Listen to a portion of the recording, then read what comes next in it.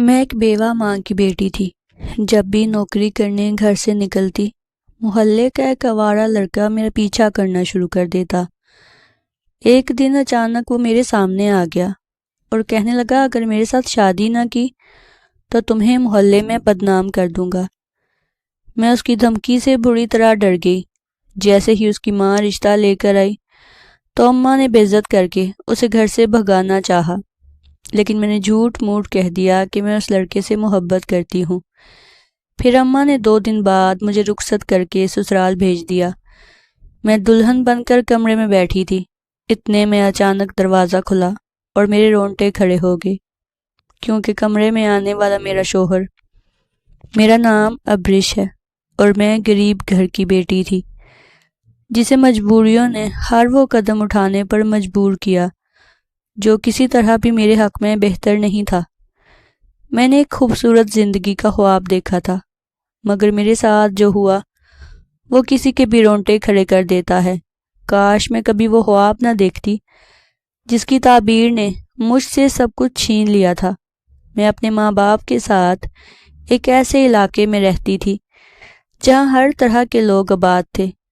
ابا نے جب گاؤں سے شہر آ کر یہ گھر خریدا تھا تب یہاں اتنے گھر آباد نہیں تھے، اس لیے ابا کو یہ مکان بہت سستا پڑ گیا تھا۔ ابا شادی سے پہلے گاؤں میں رہتے تھے اور وہیں پر کھیتی باڑی کرتے تھے۔ گھر میں صرف ایک بوڑھی ماں تھی۔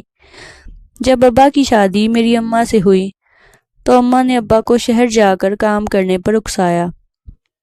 میرے ابا اپنی بوڑھی ماں کو چھوڑ کر کہیں نہیں جانا چاہتے تھے، اس لیے انہوں نے اماں کی یہ بات نہیں مانی۔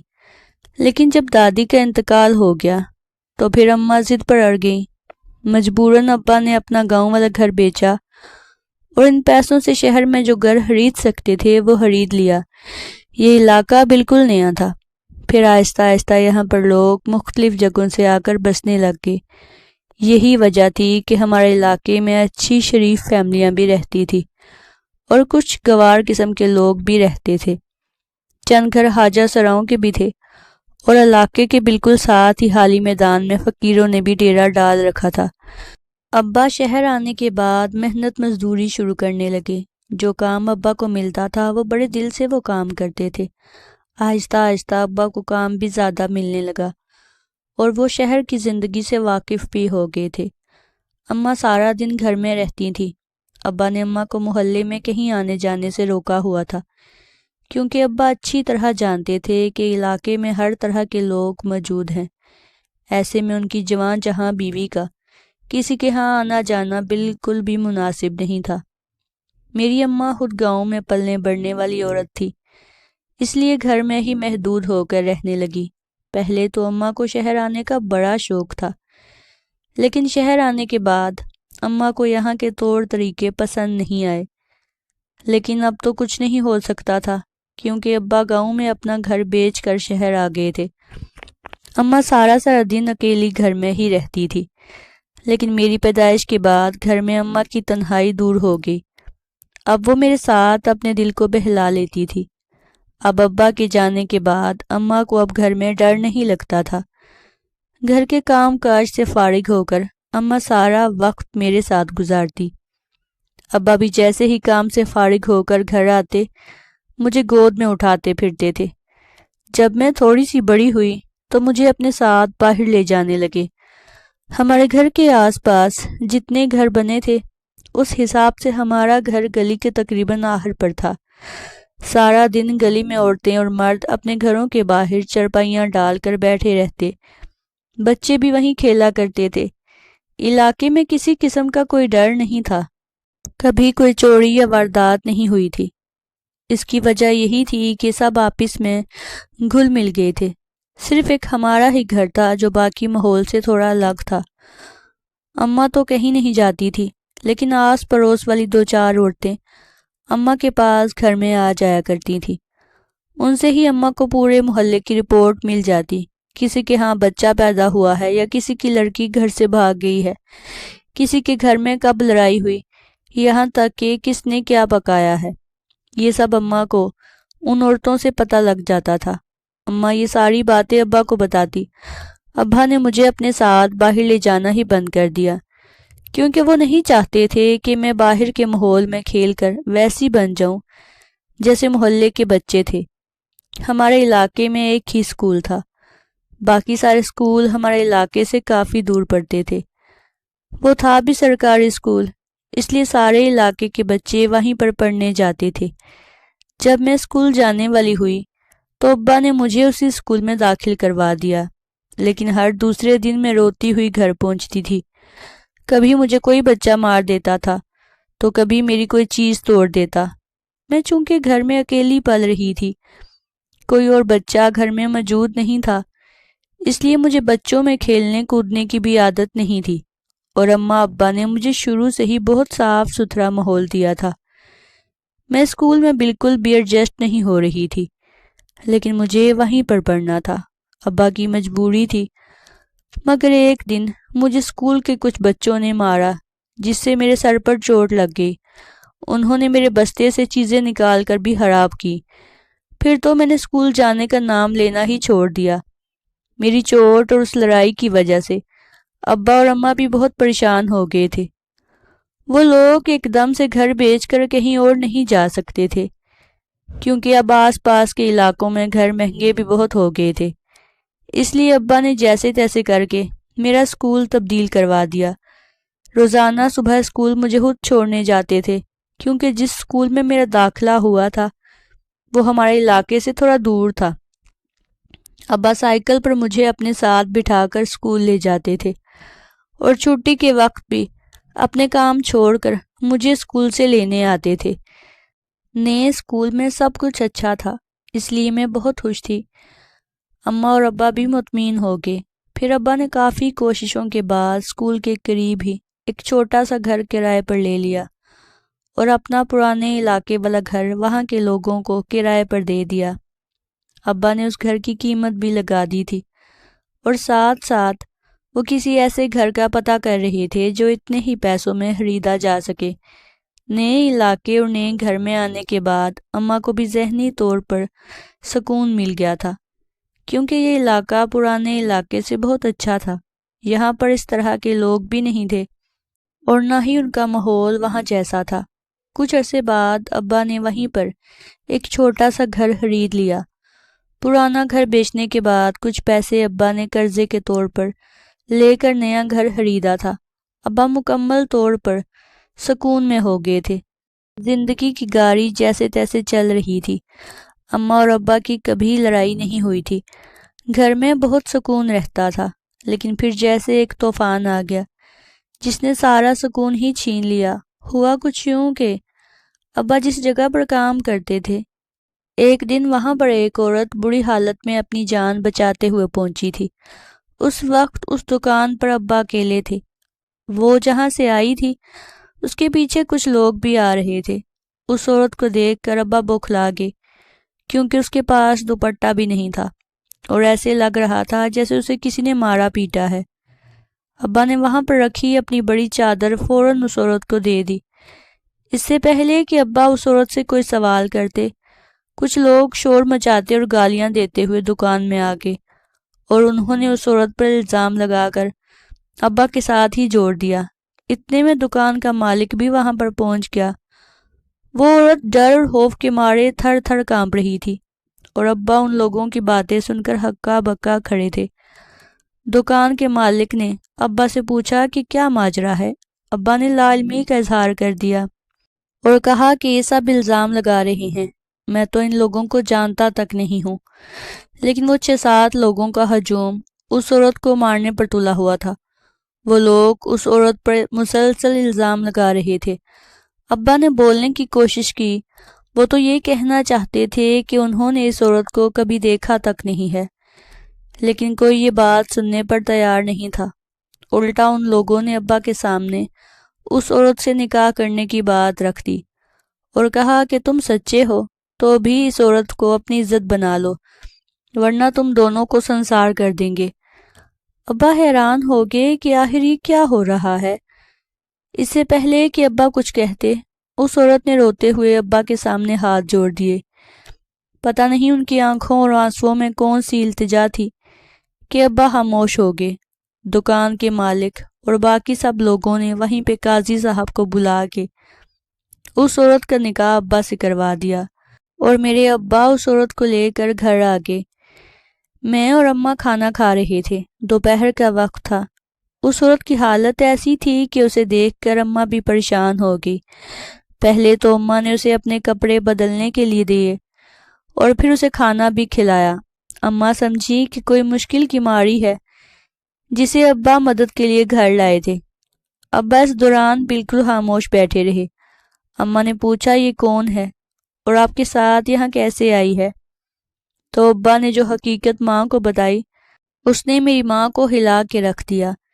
میں اس وقت صرف 12 سال کی تھی، ہر بات تو نہیں سمجھتی تھی، مگر اتنا ضرور جان گئی تھی کہ وہ عورت میری سوتیلی ماں تھی۔ اماں نے ابا سے پوچھا کہ انہوں نے یہ قدم کیوں اٹھایا۔ اماں بہت رو رہی تھی، لیکن ابا کے پاس تو ان کے کسی سوال کا کوئی جواب نہیں تھا، کیونکہ سچ تو یہی تھا کہ وہ واقعہ ہی اس عورت کو نہیں جانتے تھے۔ پھر اس نے خود اپنی کہانی سنانی شروع کر دی۔ وہ عورت ایک قبائلی علاقے سے تعلق رکھتی تھی اور اپنے قبیلے کے ساتھ شہر کے میدانی علاقے میں رہتی تھی۔ وہاں کچھ لوگوں نے کرائے پر گھر بھی لے رکھے تھے۔ کچھ مہینے پہلے اس کے شوہر کا انتقال ہوا تھا۔ اس کے بعد وہ بھی سسرال میں رہ رہی تھی، مگر اس کے جیٹھ کی نیت اچھی نہیں تھی۔ وہ چاہتا تھا کہ وہ عورت سے نکاح کر لے، مگر وہ اپنی ماں کے پاس جانا چاہتی تھی۔ جیٹھ نے اس کا گھر سے نکلنا بند کر دیا اور اسے کمرے میں قید کر لیا تھا۔ اس کی ساس اور جیٹھ مل کر اسے مارتے تھے۔ وہ پھر بھی نہیں مانتی تھی۔ آخرکار انہوں نے زبردستی نکاح کی کوشش کی، اسے بہت مارا پیٹا، مگر وہ کسی طرح گھر سے بھاگنے میں کامیاب ہو گئی۔ نکاح میں جو لوگ آئے ہوئے تھے وہ سب لوگ اس کا پیچھا کرتے ہوئے ابا کی دکان تک پہنچے تھے، کیونکہ ابا کی دکان اس علاقے کے بہت قریب تھی۔ اس عورت کا نام نرمین تھا اور اب وہ میری سوتیلی ماں بن چکی تھی۔ نرمین کے جیٹھ نے ابا کو دکان میں دیکھتے ہی اپنی بھابھی پر الزام لگا دیا تھا کہ یہ عورت اس غیر محرم کی وجہ سے میرے گھر سے بھاگی ہے۔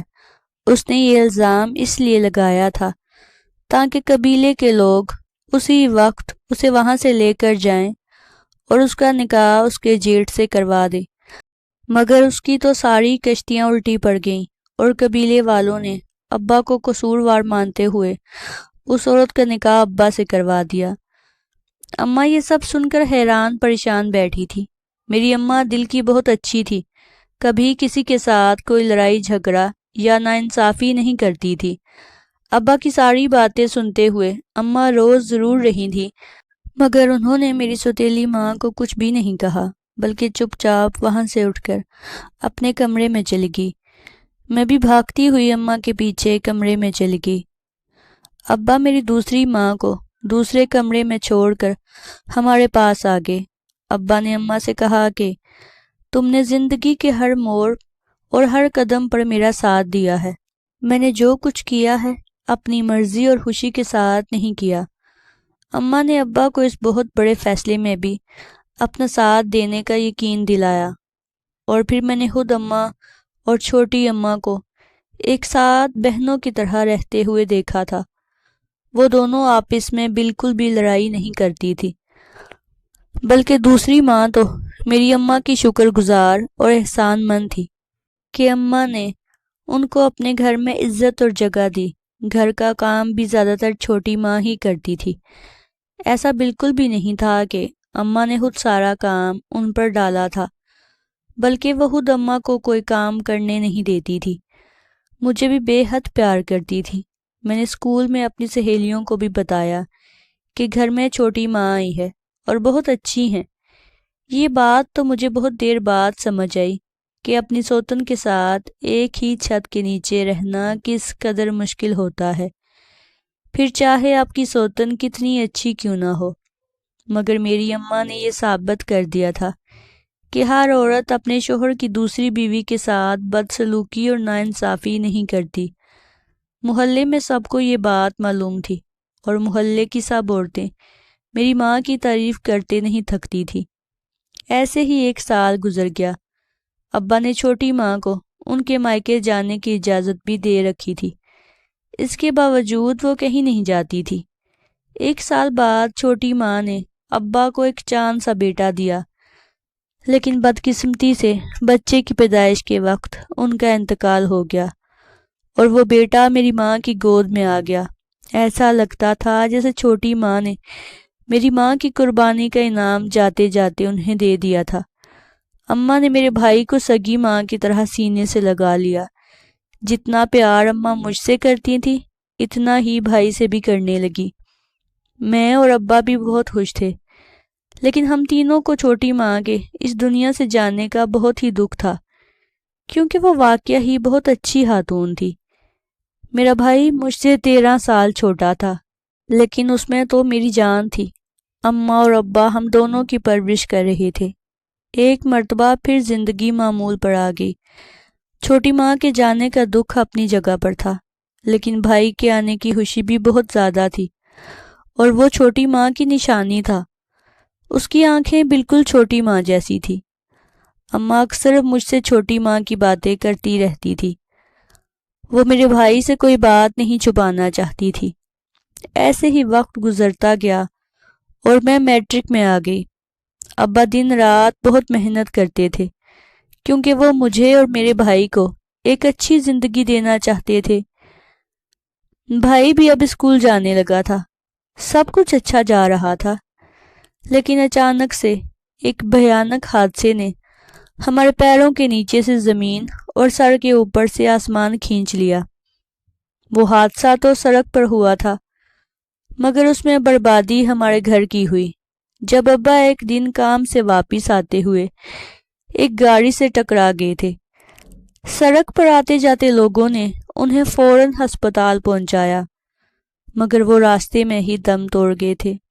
ابا کی جیب سے ملے شناختی کارڈ کے ذریعے وہ لوگ ہمارے گھر تک پہنچے اور ہمیں اطلاع دی۔ اماں اور مجھ پر یہ خبر قیامت بن کے ٹوٹی تھی۔ میرے چھوٹے سے بھائی کو تو یہ بھی نہیں معلوم تھا کہ وہ اور میں یتیم ہو گئے تھے۔ ابا کی تدفین کے بعد اماں کے سامنے بہت سارے مسائل تھے۔ سب سے بڑا مسئلہ روزی روٹی کا تھا۔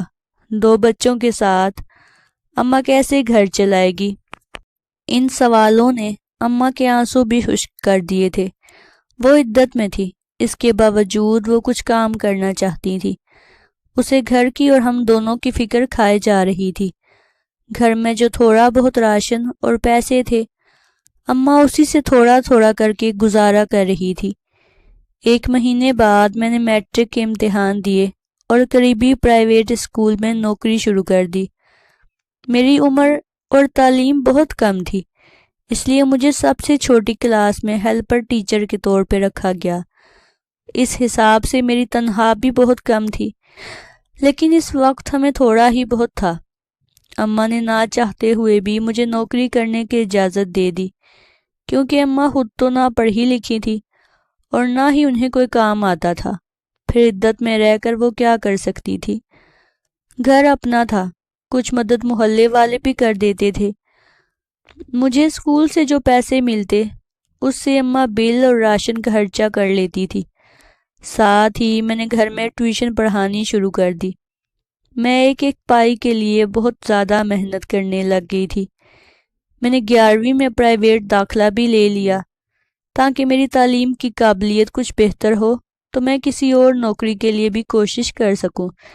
زندگی بہت مشکل ہو گئی تھی، کبھی روٹی کی فکر ستاتی تو کبھی اسکول اور فیس کا خرچہ پریشان کر دیتا تھا۔ ایسے میں بھائی کی تعلیم کی ذمہ داری بھی مجھ پر تھی۔ پھر اماں نے محلے کی عورتوں کے کپڑے سینا شروع کر دیے۔ حالانکہ ایک جوڑے کی سلائی اماں کو بہت کم ملتی تھی، مگر کچھ نہ ہونے سے کچھ ہونا بہتر ہے، اس وجہ سے اماں بھی دن رات سلائی میں لگی رہتی تھی۔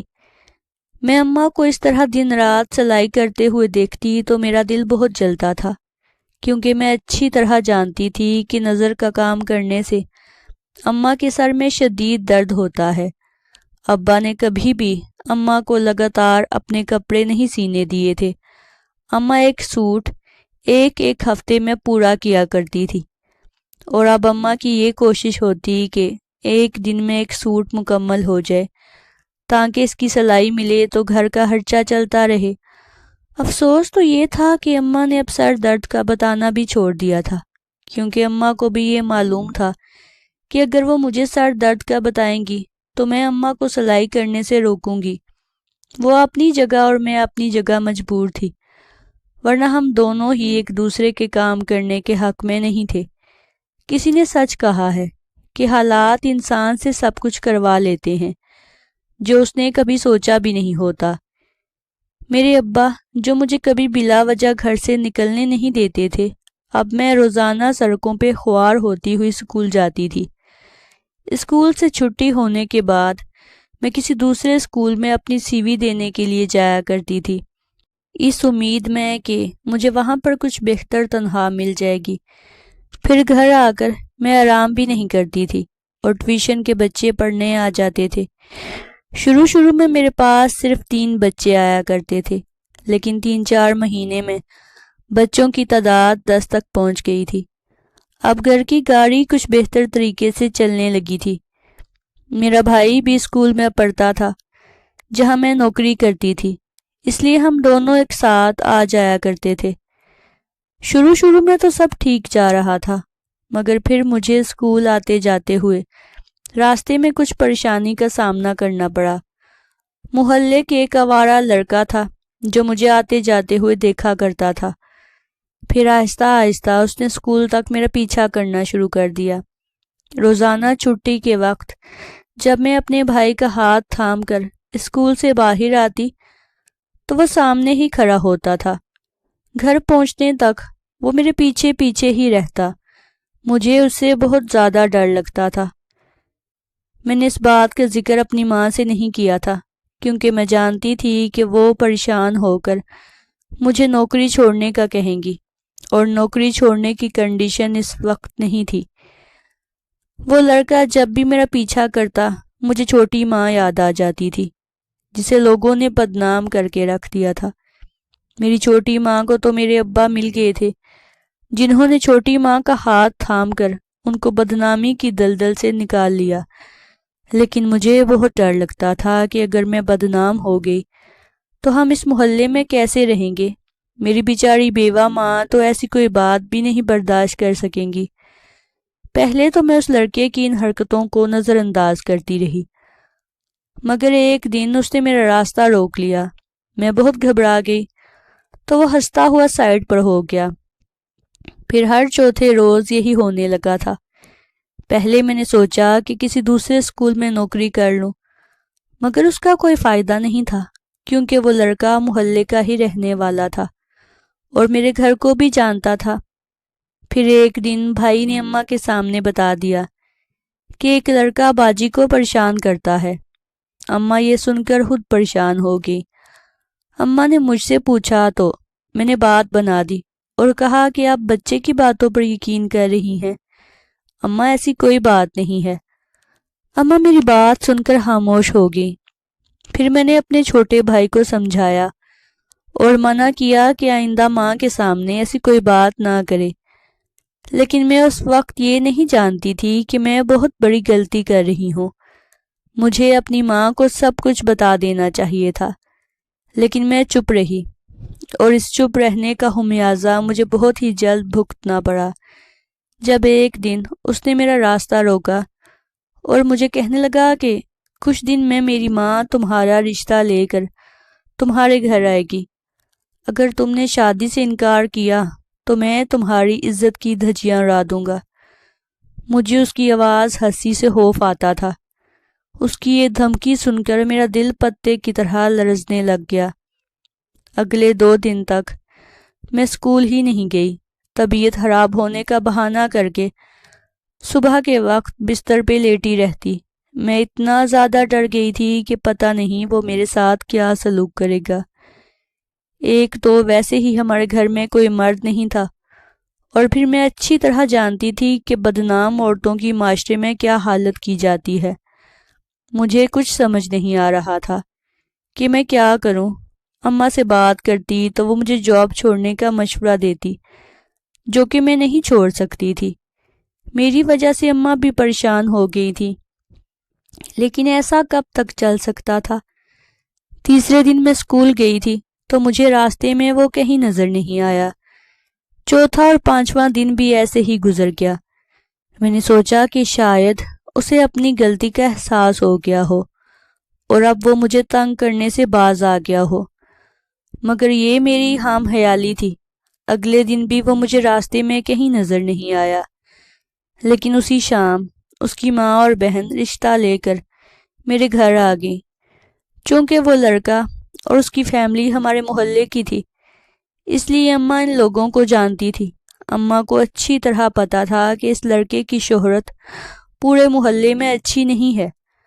ہمیں یہ نہیں معلوم تھا کہ وہ واقعی ہی آوارہ مزاج تھا، دوسروں کو تنگ کرتا تھا یا چوری وغیرہ بھی کرتا تھا۔ یہ سب کچھ ہم نہیں جانتے تھے، کیونکہ ابا نے کبھی اپنی زندگی میں ایسی باتوں کے بارے میں ہمیں بتایا نہیں تھا کہ محلے میں کیا چل رہا ہے اور کیا نہیں، نہ ہی ہمارا کسی سے کوئی واسطہ تھا۔ لیکن اب اس لڑکے کا میرے لیے رشتہ آنا بھی ہمارے لیے معمولی بات نہیں تھی۔ اماں تو رشتے کی بات سن کر ہی بوکھلا گئی۔ اماں نے انہیں بے عزت کر کے گھر سے نکالنا چاہا، مگر میں نے اشارے سے اماں کو اندر بلا لیا۔ اماں جب اندر میرے پاس آئی تو میں نے جھوٹ موٹ کہا کہ میں بھی اس لڑکے کو پسند کرتی ہوں اور اس سے شادی کرنا چاہتی ہوں۔ میری بات سن کر اماں حیرانی سے میرا منہ تکنے لگی، کیونکہ اماں اچھی طرح جانتی تھی کہ میں اس طرح کی لڑکی نہیں ہوں۔ لیکن جب میں خود اپنے منہ سے کہہ رہی تھی تو ایسے میں میری ماں کیا کر سکتی تھی؟ اس لیے میری ماں نے بے بسی اور مجبوری کے ساتھ وہ رشتہ قبول کر لیا۔ میری منگنی ہو گئی تھی اور یہ بات جنگل میں آگ کی طرح پورے محلے میں پھیل گئی تھی۔ کچھ محلے کی عورتوں نے گھر آ کر اماں کو آنے والے وقت کی سنگینی کا ذکر کرتے ہوئے ڈرانا بھی شروع کر دیا کہ یاسر ایسا ہے، اس کی ماں ویسی ہے، ابرش کیسے ان لوگوں میں گزارا کرے گی؟ بہن، تم نے کیا سوچ کر اپنی بیٹی کا رشتہ ایسے بدنام لوگوں میں کر دیا ہے؟ میری اماں کے پاس ان عورتوں کی باتوں کا کوئی جواب نہیں ہوتا تھا۔ پھر جب یہ سلسلہ بڑھتا چلا گیا تو اماں نے یاسر کی ماں کو بلا کر کہا کہ نکاح کر کے ابرش کو اپنے گھر لے جاؤ، کیونکہ جوان بیٹی منگنی کے بعد جتنی جلدی اپنے گھر کی ہو جائے اتنا بہتر رہتا ہے۔ یاسر کی ماں پہلے ہی تیار بیٹھی تھی۔ اماں کی بات سنتے ہی وہ اگلے دن اپنے گھر والوں کو لے کر ہمارے گھر آ گئی اور شادی کی تاریخ طے کر دی۔ شادی میں 2 ہفتے باقی تھے، لیکن میں نے اسکول جانا نہیں چھوڑا تھا، اور یہ بات میں نے یاسر کی ماں کے سامنے پہلے ہی کر دی تھی کہ میں شادی کے بعد بھی جاب کرتی رہوں گی اور اپنی ماں اور اپنے بھائی کا خرچہ اٹھاؤں گی۔ اس بات پر ان لوگوں کو کوئی اعتراض نہیں تھا، بلکہ میری ساس تو بہت زیادہ مجھ سے پیار کا ناٹک کرتی تھی۔ پتہ نہیں اس کے خلوص میں کتنی سچائی تھی، لیکن مجھے تو وہ سب دکھاوا اور ناٹک ہی لگتا تھا۔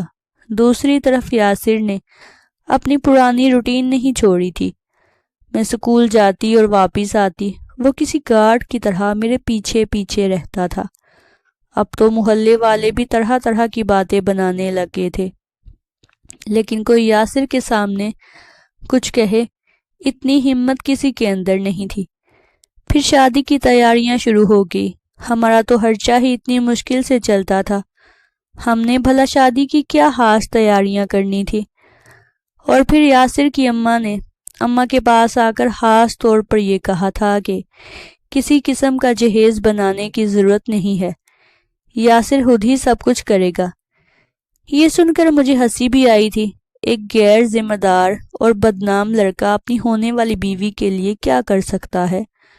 مجھے تو یہ بھی نہیں پتا تھا کہ وہ کیا کام کرتا ہے۔ اب تو میری اس سے منگنی ہو کر شادی بھی طے ہو چکی تھی، اس لیے اب کچھ بھی سوچنا اور پیچھے ہٹنا بیکار تھا۔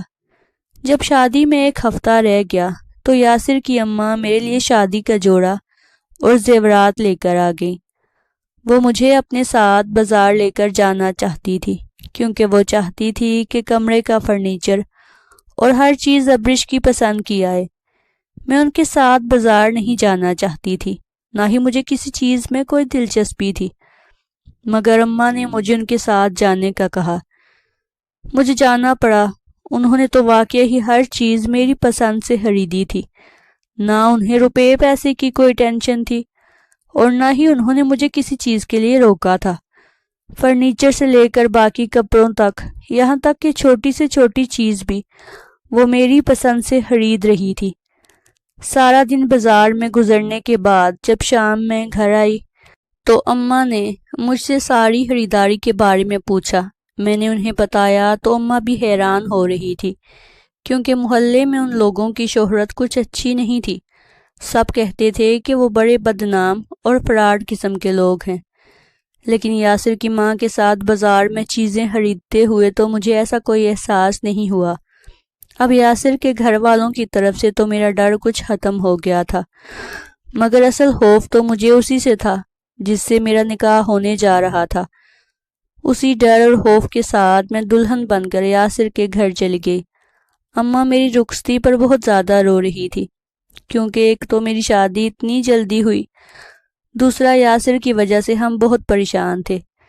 سسرال والوں نے میری بہت آؤ بھگت کی، بلکہ مجھے تو حیرت ہو رہی تھی کہ وہ سب اتنے خوش تھے، مجھے اتنا پروٹوکول دے رہے تھے جو میں نے کبھی سوچا بھی نہیں تھا۔ پھر وہ مجھے کمرے میں چھوڑ کر سب باہر چلے گئے۔ میں نے ایک نظر کمرے پہ ڈالی، ہر چیز بہت خوبصورت اور نفاست سے رکھی ہوئی تھی۔ میرا دل بالکل ڈرا ہوا تھا، میں خود بالکل بت بنی اپنے کمرے میں بیٹھی ہوئی تھی۔ جب یاسر کمرے میں آیا تو میرا دل گھبرانے لگ گیا۔ یاسر نے آ کر مجھے سلام کیا اور میرے پاس بیٹھ گیا، سونے کا ایک سیٹ میری طرف بڑھاتے ہوئے۔ وہ بڑے اچھے انداز میں بات کر رہا تھا۔ اس نے کہا، جب میں نے تمہیں پہلی مرتبہ دیکھا تھا اسی وقت اپنا دل ہار بیٹھا تھا، اور میں نے سوچ لیا تھا کہ تمہیں ہی اپنی زندگی کا ساتھی بناؤں گا۔ اس لیے میں ڈرتا تھا کہ تم مجھ سے شادی کرنے سے انکار کر دو گی۔ پھر میں نے اپنے آپ کو بدلنے کی کوشش کرنا شروع کر دی۔ ابا کا اپنا کاروبار ہے اور ہمیں روپے پیسے کی کوئی کمی نہیں ہے، اس لیے میری عادتیں کچھ بگڑ گئی تھی، مگر تم سے محبت ہونے کے بعد میں نے ہر بری عادت چھوڑ دی۔ ایسے دوستوں میں بھی اٹھنا بیٹھنا چھوڑ دیا تھا، کیونکہ ابا کہتے تھے کہ جب تک تم سدھرو گے نہیں میں کسی لڑکی کی زندگی برباد نہیں ہونے دوں گا۔ پھر جب میں نے ابا اور اماں کو تمہارے بارے میں بتایا تو وہ اور پریشان ہو گئے، کیونکہ انہیں احساس تھا کہ تم پہلے ہی دکھوں کی ماری ہو۔ پھر جب میں نے ذمہ داری لے کر ابا کے کاروبار میں ہاتھ بٹانا شروع کیا اور ساری بری سنگت چھوڑ دی تو ابا اور اماں کو مجھ پر اعتبار آ گیا۔ میرے گھر والے بالکل بھی برے نہیں ہیں، مگر میری وجہ سے ہی سب کا نام خراب ہو گیا تھا۔ میں پوری طرح بدل گیا ہوں، اور یہ بھی جانتا ہوں کہ تمہیں میری باتوں پر یقین نہیں آئے گا، مگر وقت تمہیں خود ثابت کر دے گا کہ تمہارا یاسر تمہاری محبت میں کس قدر بدل گیا ہے۔ یاسر تو اور بھی بہت کچھ کہہ رہا تھا، مگر میں تو حیرت کے مارے اور پوری طرح سن بھی نہیں پا رہی تھی۔ مجھے یقین نہیں آ رہا تھا کہ واقعہ ہی ایسا ہو سکتا ہے، مگر ضروری تو نہیں جو ہمیں لگتا ہو وہی سچ ہو۔ کبھی کبھی سچائی کسی اور طریقے سے بھی آپ کے سامنے آ کر کھڑی ہو جاتی ہے اور آپ حیران ہو جاتے ہیں۔ ایسا ہی کچھ میرے ساتھ ہوا تھا۔ میری شادی کو 1 مہینہ گزر گیا۔ میں یاسر کے ساتھ بہت خوش تھی۔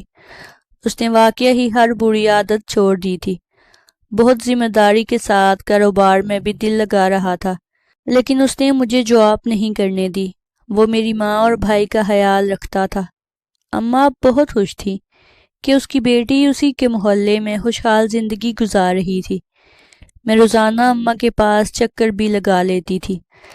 سسرال والوں نے کبھی مجھے کسی چیز کے لیے نہیں روکا تھا، بلکہ وہ سب تو اماں کا بھی بہت خیال رکھتے تھے۔ آج میری شادی کو پورے 5 سال گزر چکے ہیں۔